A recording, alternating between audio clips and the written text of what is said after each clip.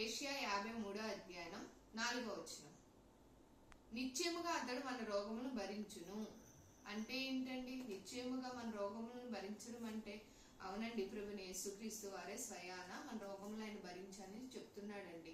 ఎందుకు అనంటే మనకి పాపశాపం మూలంగా కొన్ని అనారోగ్యాలు వస్తూ ఉంటాయి. అది మనకి వచ్చినప్పుడు ఏంటి రోగం నాకు వచ్చింది, ఏంటి ఎందుకు వచ్చింది, అసలు ఏంటని బాధపడుతూ ఉంటామండి. కానీ అది ఎందుకు అనంటే పాపశాపం మూలంగా, పాపము శాపం అంటే ఆదాము అవ్వ చేసిన పాపం మూలంగా శపింపబడ్డామండి. ఆ శాపం మూలంగా మనకు అనేక రోగములు అనేవి ఏంటంటే తెలుసో తెలియకో క్రియల ద్వారా, పనుల ద్వారా, కొన్ని మాటల ద్వారా, అన్ని విషయాల్లో తెలుసో తెలియకో తప్పు చేస్తూ ఉంటాం కదండి.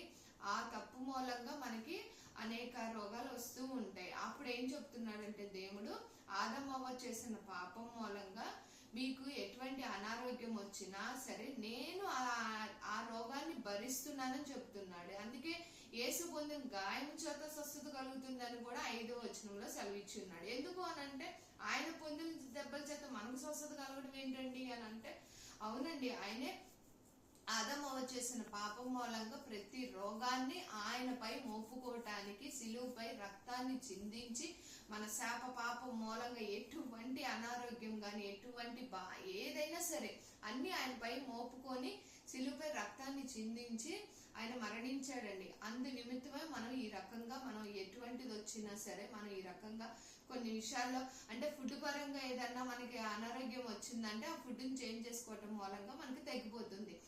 కానీ ఎంత మనం మందులు వాడుతున్నప్పటికీ, ఎన్ని హాస్పిటల్ తిరిగినా టెస్ట్ రిపోర్ట్ నార్మల్ వస్తున్నప్పుడు కూడా తగ్గకుండా ఉండే రోగాలు ఉంటాయి చూసారా.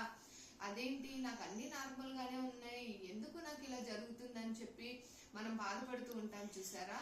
అందుకే నిత్యముగా యేసు మన రోగములు భరించినంటే ఆయనే మనకు తెలుసో తెలియకో అంటే పాపం మూలంగా, శాపం మూలంగా ఆదమవ్వ కాని చేసి వచ్చినాయి కాదు. ఆయన రాకడ పర్యంతరం వరకు కూడా ఎటువంటి పాపశాపం మూలంగా ఎవరు ఎటువంటి చేసి ఉన్నప్పటికీ కూడా ఆయనపై మోపుకున్నాడండి. అందుకే స్వయాన సిలువపై ఆయనే మన అన్ని ప్రతిదీ ఆయనపై మోపుకొని మరణించాడు. మరలా పునరుద్ధరణై తండ్రి పరలోక రాజ్యంలో మన కోసం ఎదురు చూస్తున్నాడు. ఆయన రాకడ పర్యంతరం వరకు కూడా మన రోగాలు ఆయన భరించేవాడే ఉన్నాడు. కాబట్టి మనం దేనికి చింతపడాల్సిన అవసరం లేదు.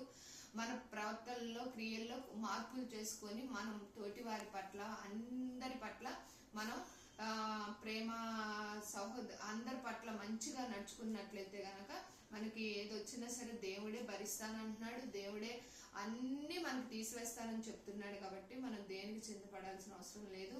నేను స్వస్థపరిచే రాఫా అని కూడా సెలవిచ్చి ఉన్నాడండి. ఆయన మనకు తోడే ఉండగా మనకు అసలు ఎటువంటి బాధ ఉండదు. కాబట్టి మనం ఈ వాగ్దానం ప్రకారం ఆయనపై ఆధారపడే జీవించే వారముగా ఉందుముగా.